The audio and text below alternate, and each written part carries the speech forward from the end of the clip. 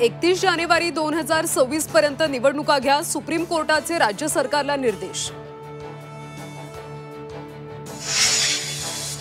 लोकप्रिय घोषणांमुळे राज्यावर कर्जाचा बोजा 9 लाख कोटींवर जाण्याचा अंदाज। पहिल्या तिमाहीत घेतलं 24,000 कोटींचं कर्ज। सरकारनं खर्चाची श्वेतपत्रिका जाहीर करावी, काँग्रेस नेते नाना पटोलेंची मागणी। तर कर्जासाठी लाडक्या बहिणींना बदनाम केलं जात असल्याचा आरोप। कर्ज काढून दिवाळी असा महायुती सरकारचा कारभार, राज्यावरच्या कर्जाच्या डोंगरावरून उद्धव ठाकरेंचा हल्लाबोल।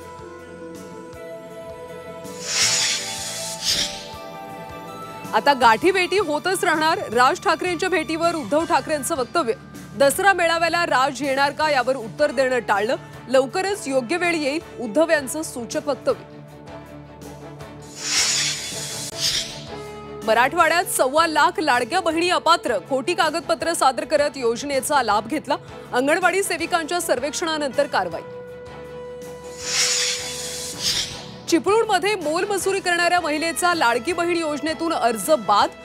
घरात गाडी असल्याचं कारण देत प्रशासनाकडून महिलेची चेष्टा, गरजवंतांना मदत द्या, महिलेची सरकारला विनंती। राज्याचे महाधिवक्ता बिरेंद्र सराफ यांचा राजीनामा, वैयक्तिक कारणानं राजीनामा दिल्याची माहिती। नवीन महाधिवक्ता नेमणूक होईपर्यंत बिरेंद्र सराफ काम पाहणार। जालन्यामध्ये 2 गटात फ्रीस्टाईल हाणामारी, आमदार अर्जुन खोतकरांसमोरच मारहाण, हाणामारीचं कारण अस्पष्ट।